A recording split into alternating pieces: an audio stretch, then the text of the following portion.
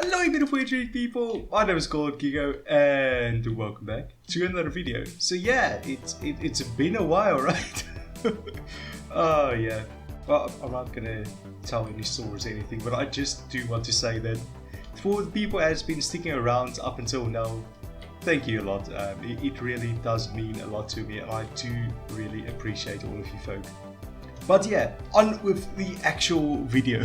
So you guys read the title, you guys know what's going on. We are going to be trying to make Minecraft within Minecraft, or at least more specifically, we are going to try and build our own custom 3D engine, and then, well, we're going to build Minecraft inside of that. So first things first, we're going to need a screen to display this thing on. Okay, so it should just be as simple as...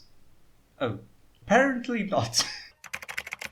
Okay, that's more like it. Yeah, so this is a 4:3 aspect ratio, and yeah, it is massive. Just look at this thing; it's like 207 by 155. So yeah, it's quite large. We'll see how the performance is. Maybe we'll need to make it a little bit smaller to decrease the pixels, but hopefully this should work. Okay, so now that we have that working, we can finally get started on the important stuff that we will need to build our game with. So in order for us to be able to draw anything to the screen, we first need to figure out how to draw a line between 2 points. Because, well, if we can draw a line between 2 points, we can draw a line between 2 3D points, and, well, if we can draw a line between 2 3D points, well, we can draw a prism or a cube, and well, at that point we practically have already built Minecraft. Now, drawing something as simple as a line might seem simple, but it is a little bit more complex than it might seem.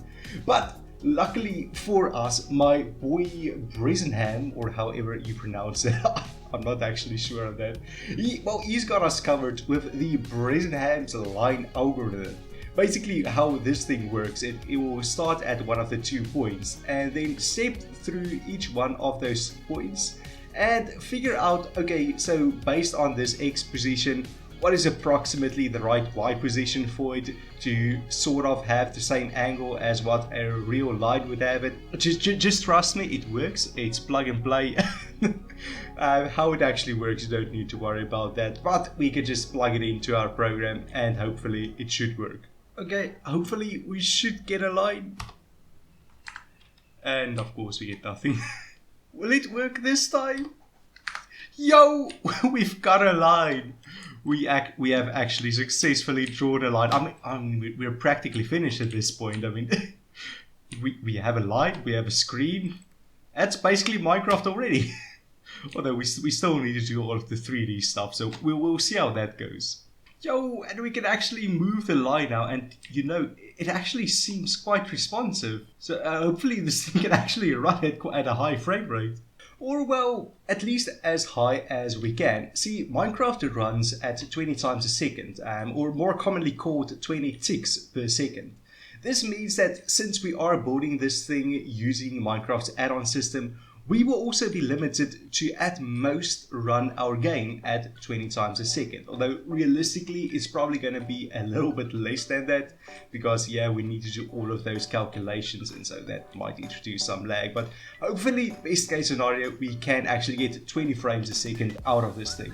But yeah, you don't really care about that, so let's see this engine in action. Oh no. That's not quite what was supposed to happen. 2 hours later. Yeah, that's more like it. We've got an axe. Now you might be wondering, hey Gecko, how do you have a 3D axe if you haven't showed us any of the 3D stuff yet? Well, my dear viewer, that's the neat part. This isn't 3D. Yeah, so I went for the same route that like some of the old classic games went, and used just a 2D sprite instead of having an actual 3D item. So that axe, well, it's just something that vaguely looks 3D, but it doesn't actually use any 3D coordinates or true 3D like the rest of the game will. So hopefully this should save us some performance, and well, it also should allow us to do some neat stuff like easily add animations. Give me a second. Yeah, look at that animation, little bobbing animation. But yeah, now it's part for the actual difficult part, getting this thing to actually be able to draw not only 2D lines, but also 3D lines. Basically what we're going to do is we need to take our 3D coordinates and then somehow figure out through some type of magic how to project that onto a 2D screen in the way that it will still look convincing. Luckily for us there is a lot of information on this out there, but yeah, I'm not going to go into detail on this here because honestly I'm still not entirely sure why it's working. All that I know is that technically it should work, and that's all that matters for this project at least. Okay, so I have everything set up. I guess we'll see if it works. Honestly, I should have probably tested this as I was writing it instead of writing the whole thing in one go and wanting to test it at the end, but let's hope it works. If I run this, it's either gonna work or my computer is going to catch on fire. Okay, I'm not seeing... okay, let's hope that was just a one-time bug. Can I run this?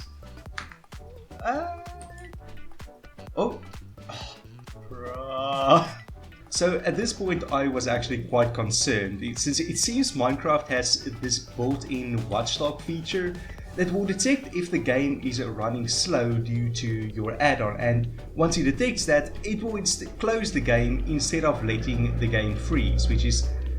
I kinda get why it exists, but it's also really annoying. Like, if I'm willing to let my game lag out, let me lag it out, please. Why would you not allow me to do that? Now, I knew that technically running all of these calculations could be a bit intense. I mean, Minecraft wasn't really built for this thing. But at the moment, I'm only trying to render a single flat plane, so that's only 4 points in the 3D world. So I was at least hoping that I could get a single frame of that rendered, but no, the game just keeps crashing. Now honestly, I had no clue what was wrong. All that I knew was that my code was apparently too slow and the game did not like that. And why was it running slow? Well, I don't know. Honestly, I might just be a bad programmer or the algorithms might be too intense. I have no idea, and the game isn't really doing anything to help me figure out which it is. Now, I literally spent like 6 hours trying to get just a single frame out of this thing with no hope.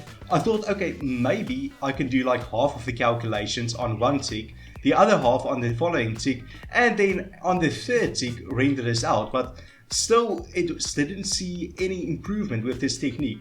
I even got so desperate that at one point I thought, okay, maybe it's because I'm using the vector class from the add-on system, and that comes with a bunch of built-in functions and stuff, and actually running the constructor, that takes some processing power. So instead of using built-in vectors, let me make my life a bit more difficult and use individual variables, and hopefully that will decrease the processing required. But no! That makes zero difference. I was hoping at least I could get a little bit of performance out of that, but nope, nothing. Okay, so this is really weird. I finally decided to manually step through the whole process of drawing a frame, and this is really weird. So the 3D calculations, which I thought would be the most intense part to calculate, yeah, it seems I can do the calculations for them without triggering the slightest even of lag spikes. It does that no problems. However, as soon as I try to draw any of these lines, well, that's when Watchdog kicks in and closes the game. I can seemingly draw one line of the plane just fine, but as soon as I try to draw a second side of the plane, well, that's when it crashes. So it's like one 3D line the max. What's going on?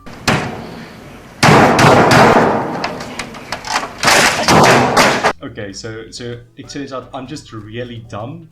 So I already know that the 3D calculations is not really that intense to calculate. So it must be the render that's broken.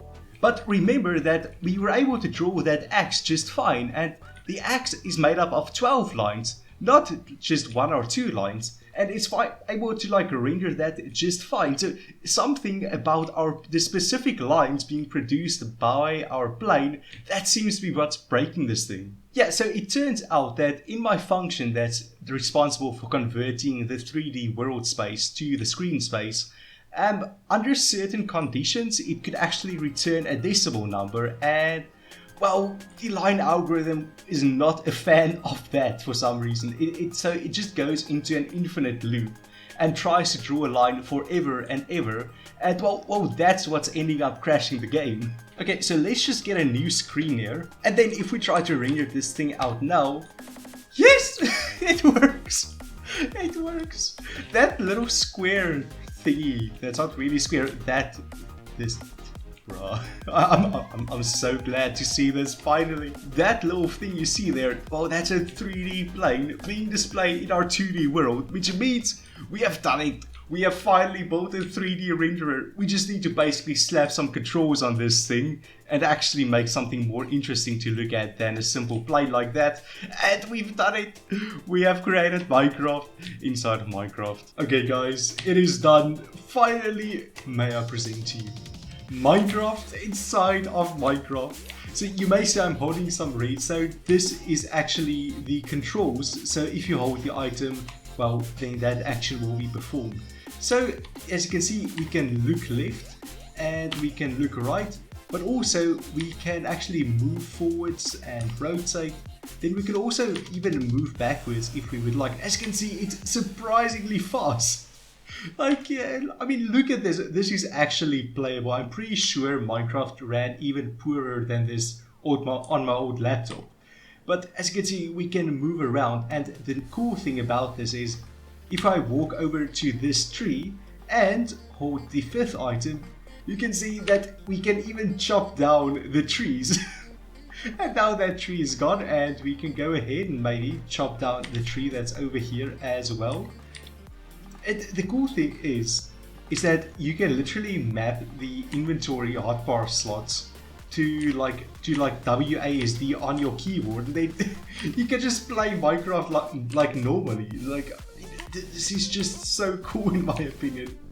And you can just mine like that. Obviously, as you can see, if I'm standing mine over here, the tree won't be cut down. But if we were to actually walk to the tree, well, then we're able to actually cut it down. Let's cut out the very last tree in this world.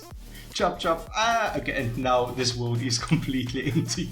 Yeah, and so literally all that you need to do is do exclamation mark setup, and that will spawn in a new screen along with the controls, and well, then we're just back in the game again.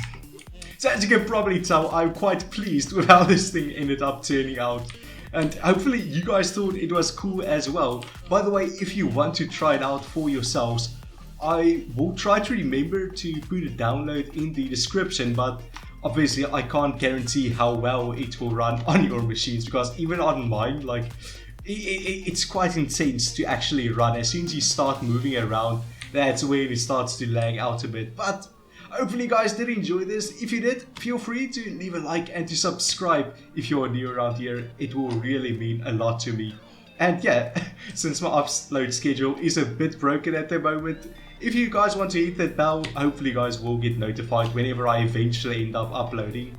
But yeah, thanks for watching guys, and I will see all of you again in the future, probably with a brand new video. Cheers!